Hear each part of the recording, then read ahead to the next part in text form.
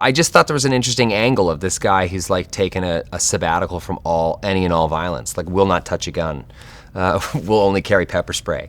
And there's something great about being in this kind of high octane action film where Sam's character is an assassin, so naturally he is carrying weapons and guns all the time, has no problem with it, is just totally integrated into his personality, but my character's kind of at odds with it also.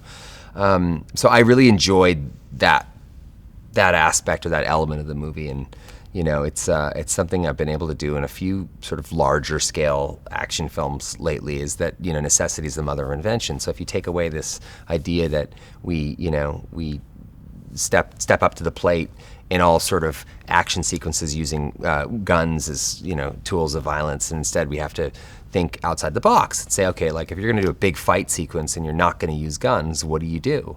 And it stretches everybody. It makes everybody better. It makes me better, So I love that. My character Bryce is sort of the kind of less, I guess, more violent. In the more violent world of like Neil Page and Del Griffith from Planes, Trains, and Automobiles, I'm this like exasperated straight man who's just had enough, and Sam kind of brings this mercurial crazy element, and then Salma just like next levels that. So, we're really sort of filtering the narrative through the prism of Bryce's kind of viewpoint and experience of these two people who are literally made for each other.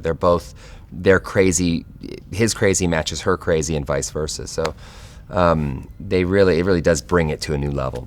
I'm obsessed and I love this cast. I mean, working with Sam is like this, I always think of, me and Sam are sort of like kelp underwater, like we kind of like move together in this great way with the current. And then when you add Salma into the mix, who I think just makes both of us better at what we do and really wakes us up each and every day.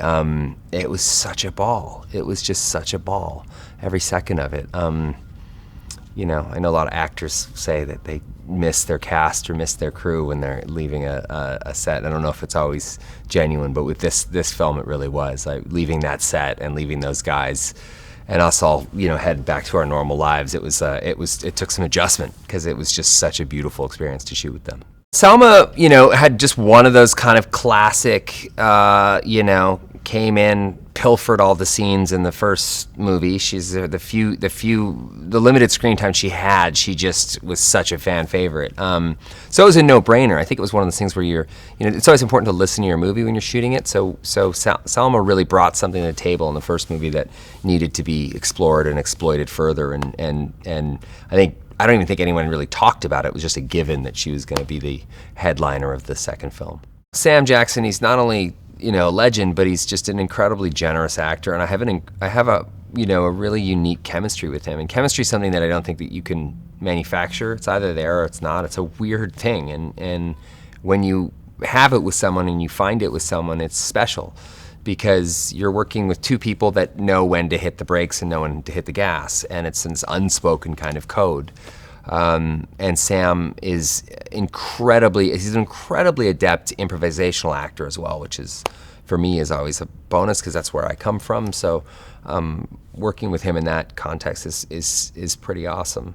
And, and I just love him as a person. I just really love Sam. He really can kind of make a lot out of very little, and that's what you have to do in these kinds of action movies these days. So, and he's very good at listening to the movie, which I think is important, like understanding that you have a script and a blueprint and a direction in which you're going, but you also can sometimes pause, listen to your film, and pivot and change and move in other directions, and he's really good at that. And also just a good friend of mine.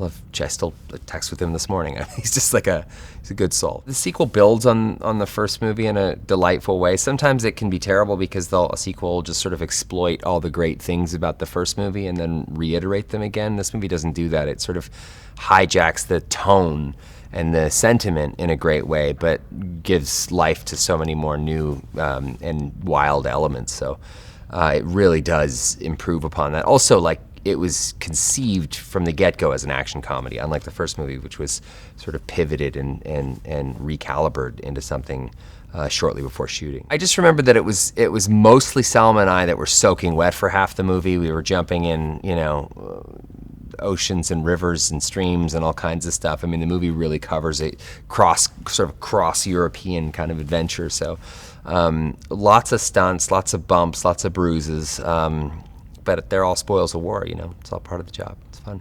Shooting in Croatia was special. I mean, it's not every day you get to go, to a country like that and really immerse yourself in that culture and spend time, in that among those people and in those sites. Also, when you're shooting a film, you're sort of sent to the most amazing places and locations that country might have to offer. So I loved shooting in Croatia. It's always great and special too when you get to go someplace that you've never been to before. So I was there with my whole family. They loved it as well. It was really beautiful.